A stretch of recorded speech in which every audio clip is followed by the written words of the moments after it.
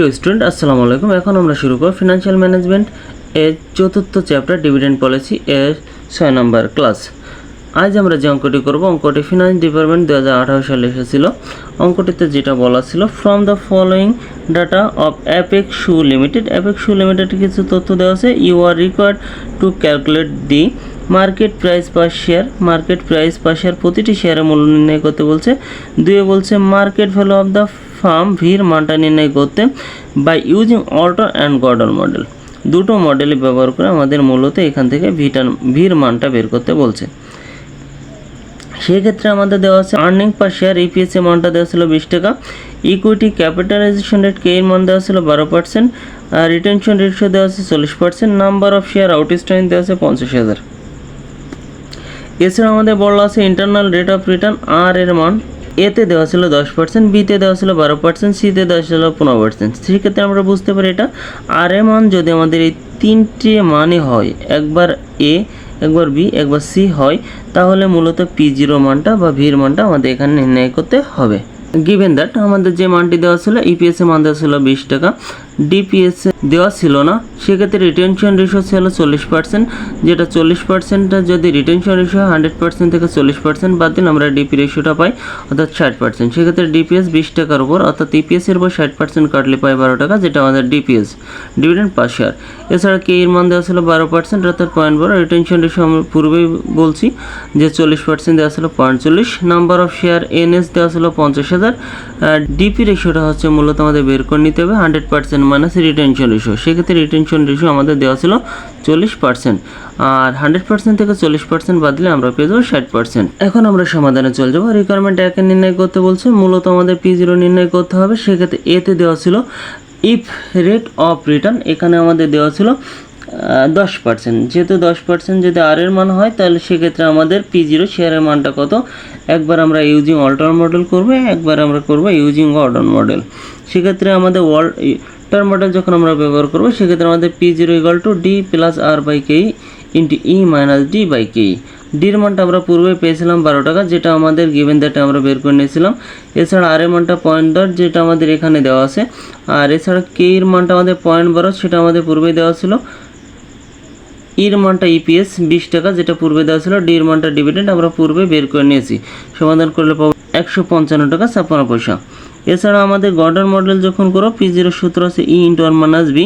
সেক্ষেত্রে ইর মানটা আমরা ইপিএস 20 টাকা, অন মাইনাস বি, বির মানটা আছে রিটেনশন রেশিও, যেটা আমাদের দেওয়া ছিল 40%, কে এর মানটা দেওয়া ছিল 0.12, বির মানটা রিটেনশন রেশিও, আর এর মানটা রিটার্ন, যেটা রেট অফ রিটার্ন, আর এর মানটা হচ্ছে রেট অফ রিটার্ন, যেটা আমাদের এখানে দেওয়া ছিল 0.10। তাহলে আমরা সমাধান করলে পাবো 150 টাকা। রিকোয়ারমেন্ট ভিত্তি আমাদের নির্ণয় করতে হবে শেয়ার প্রাইস। সেক্ষেত্রে আমাদের আর এর মানটা হচ্ছে 12%, অর্থাৎ 0.12। ইউজিং অল্টার মডেল সূত্রটা আমরা প্রথমে দিব। সেক্ষেত্রে আমাদের আগে যে মানটা সব মানই সেম থাকবে, শুধু আর এর একটি মানটা পরিবর্তন হবে, সেটা হচ্ছে 0.12। পূর্বের রিকোয়ারমেন্টে আমাদের ডির মান যেটা ছিল 12, কে এর মান ছিল 0.12, ইর মান ছিল 20, ডির মান ছিল 12, সেম সব কিছু নিব, শুধুমাত্র এখানে আর এর মানটা হয়ে যাবে 0.12, যেটা আগে করছিলাম 0.10। সমাধান করলে পাবো 166 টাকা 67 পয়সা। গর্ডন মডেলের সেমভাবে আমরা করবো। P0 = E into one minus B by K E minus B R. সেক্ষেত্রে ইর মান হচ্ছে 20 টাকা, বির মান হচ্ছে 0.40, আগে যা ছিল তাই। কে এর মান 0.12, যেটা আগে ছিল, বির মান 0.40, আগে যা ছিল তাই, শুধুমাত্র আর এর মানটা চেঞ্জ হয় 0.12। সেক্ষেত্রে আমরা সমাধান করলে পাবো 166 টাকা 67 পয়সা। রিকোয়ারমেন্ট সিতে আমাদের নির্ণয় করতে বলছে P0। সেক্ষেত্রে আমাদের শুধুমাত্র আর এর মানটা চেঞ্জ হবে 0.15। আগে আমাদের ডির মান, কে এর মান, ইর মান যা ছিল তাই, শুধুমাত্র আর এর মানটা চেঞ্জ হবে। সেক্ষেত্রে ইউজিং অল্টার মডেল সূত্রটা P0 সূত্র দেবো। ডির মান পূর্বে যা ছিল তাই দিব, কে এর মান পূর্বে যা ছিল তাই দেবো, ইর মানও পূর্বে যা ছিল তাই দিব, ডির মানও পূর্বে যা ছিল তাই দেবো, শুধু আর এর মানটা আমরা চেঞ্জ করব। সমাধান করলে পাই 183 টাকা 33 পয়সা। ইউজিং গর্ডন মডেল আমরা যখন ব্যবহার করব, পূর্বে আমাদের যে মানটা ছিল এর মান, সেই মানটা দিব, বির মান আগে যা ছিল তাই, শুধুমাত্র তার মানটা চেঞ্জ করে আমরা সমাধান করলে যে টাকাটা পাবো 200 টাকা, এটা হচ্ছে আমাদের শেয়ারের মূল্য। এরপরে রিকোয়ারমেন্ট 2 আমাদের মূলত নির্ণয় করতে বলছিল ভ্যালু, অর্থাৎ ক্যালকুলেশন মার্কেট ভ্যালু ভি। সেক্ষেত্রে ভি সূত্র আছে P0 গুণ এনএস। আমাদের এনএস দেওয়া ছিল 50,000 শেয়ার। আমাদের এ নাম্বার রিকোয়ারমেন্টে আমাদের যে মূল্যটা পেয়েছিলাম, সেই মূল্য অনুযায়ী অল্টার মডেল ব্যবহার করে বি সূত্র হবে যেহেতু আমাদের এখানে মূল সূত্র আছে P0 গুণ NS, P0 হচ্ছে আমাদের মূলত শেয়ারের মূল্য 155 টাকা 56 পয়সা, আর NS হচ্ছে 50,000, গুণ করলে যে মানটা পাবো।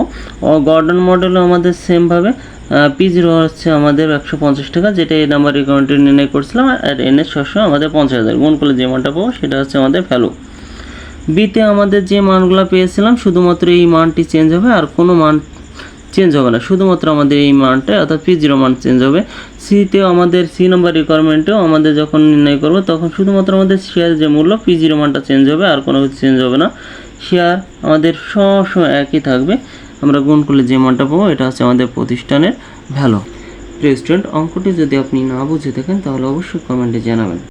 আমার ভিডিওটি যদি আপনাদের ভালো লেগে থাকে তাহলে আমার চ্যানেলটিকে সাবস্ক্রাইব করুন এবং পরবর্তী ভিডিওগুলো পাওয়ার জন্য পাশে থাকা বেল আইকনটি প্রেস করুন।